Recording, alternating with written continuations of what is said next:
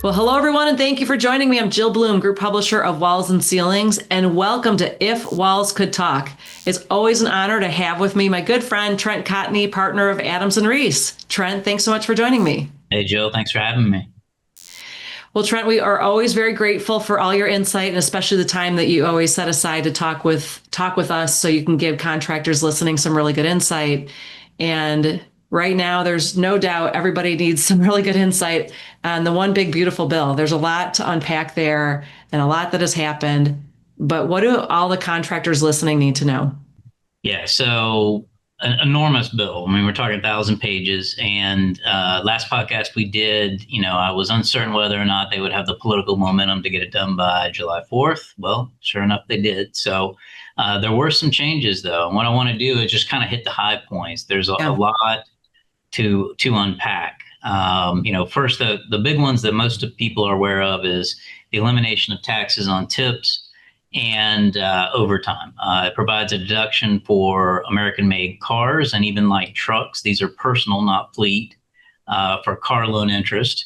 And there's some additional SALT deduction caps up to $40,000. That's for those states that have state tax. It gives you some additional relief there. Um, some of the things that are beneficial for roofing contractors is that the Section 199A deductions, which are the pass-throughs, most of us, including myself, have pass-through corporations that are S corps, things like that. That 20% deduction was made permanent, which is a great thing. There's some additional expensing for research and development. Some additional stuff that we saw as far as expense capping for Section 179, but it is going to be phased out like we discussed last time on the podcast in 2026. A couple of things that are interesting from a workforce development standpoint. One is they're allowing Section 529 and Pell Grants to be used for short-term training and credentialing. So you could use this for VOTEC schools, which is very interesting. Instead of, only College. being able to use those for colleges or universities, you can use it for VOTEC or even temporary apprenticeship programs, that kind of stuff.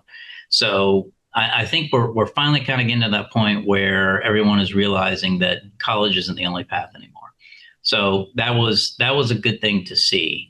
There's some other things in there that I thought were interesting from a VOTEC standpoint, in that you're continuing to see support, like I said, from the Section 529 and the Pell Grants, but there's some additional monies that have been set aside for research and other projects that I think are going to be beneficial long term. All in all, for contractors, probably a pretty decent bill. Obviously, I have concerns about the spending and how that looks, but there are a lot of tax benefits. I encourage anybody that's listening, make sure you digest this with your CPA, your accountant, so that you can understand how to take advantage of it. But a lot of positive things here. I know I'm going to be going through it in a lot of detail towards the end of the year as well. So Yeah, well, I know that we'll be diving into some more of the details on these as time goes on because there's a lot there, and I'll be excited to get some of your feedback on the research that yeah, those dollars are going to be going toward. But also absolutely. in the meantime, though, Trent, I know OSHA just came out with some new enforcement. Can you share what that's all about? Yeah, absolutely. So one of the hallmarks of the Trump administration was deregulation. And part of that is looking at the Department of Labor, which, as we kind of discussed before, the Department of Labor has two parts. They've got wage and hour, which deals with minimum wage, overtime, record keeping. And then they have OSHA, which is obviously the safety enforcement arm. On July 14th, just a week or so ago, OSHA announced that it had updated guidance. This is internal guidance for penalty and debt collection. And what they wanted to do was really focus on minimizing the burden on small businesses. Over the last, 5 or so years, the penalties have gone up significantly and have kept track with inflation. So you can face, on repeats now, you can be looking at six-figure type penalties. Under these new policies, employers with, up to 25 employees can have the ability to access a penalty reduction of 70%.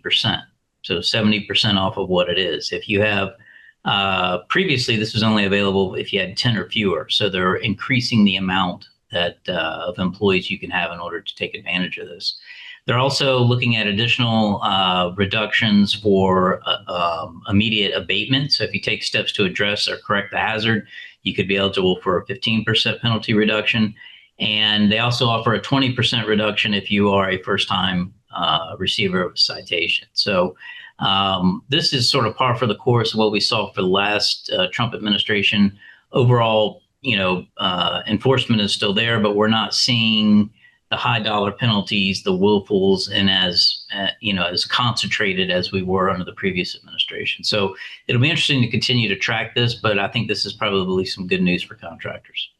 Yeah. So Trent, is it normal that have other administrations like offered discounts like this before? Is this just kind of like a tactic to try to get them just to pay the bill? Yeah. Typically, there's always, and keep in mind, this is guidance. So guidance within, within OSHA. OSHA is obviously, given its authority legislatively, but it has a code of federal regulations that provide all the rules and regulations that govern it. Outside of that, there are policies and procedures that sort of dictate how the enforcement and compliance of those rules are handled. And part of that is the penalty structure. And there's always been reductions for size, for example, depending on how big you are. But what's interesting about this is that they're expanding that, right? They're expanding that beyond anything that has existed in the past. So it's really taking into account small businesses and the fact that, even a $5,000 or $10,000 fine for a small business may be something that, prevents you from making payroll. So yeah. Taking that into account, I think, is critical. The goal of OSHA should be to ensure that all employers are safe, right? So you want to, there has to be a fine line between a penalty versus a punishment. And I think this goes a long way to helping, cement that idea. Got it. And lastly, Trent, what do you recommend if a contractor has gotten an OSHA citation like this and they feel like it could be really detrimental to their business? What do you recommend? Yeah, as you know, we've talked about it plenty of times before. I always believe, you should be proactive rather than reactive. So the goal is to make sure that you've got a good, safety program in place, that you're taking, proactive steps to ensure that there's a culture of safety from the top to the bottom. But it's also important that your supervisory people understand how to deal with OSHA when an inspection is happening. Okay, once a citation is issued, a lot of the facts are kind of already put in place. The one thing I would, advise our listeners is, don't just focus on the money. The money of a citation is important. Reductions are important. But what's really important is the nature and the characterization of the citation. Because if it's something that you do day in and day out, you could easily be subject to a repeat violation 6 months from now, 2 years from now. They can go all the way back to 5 years, right? So I really try to focus on the nature of the citation and see whether or not I can either recharacterize it or remove one that I know is going to be problematic because it's something that is in the core operating, business that they do every single day. So that's what I would tell everybody is don't just focus on the dollars. Look at the nature of the citation and see what you can do to either make it more specific or eliminate it. Sounds great. Well, as always, Trent, thank you so much for your insight. We were very grateful for your time. If anybody has any questions, how do they find you? Sure. They can email me at trent.cotney@arlaw.com or anywhere social at Trent Cotney. Fabulous. And if anybody has any questions for us or any topics you want us to ask Trent about, reach out to us at roofingcontractor.com or wconline.com and stay safe and healthy. And we can't wait to talk to you soon.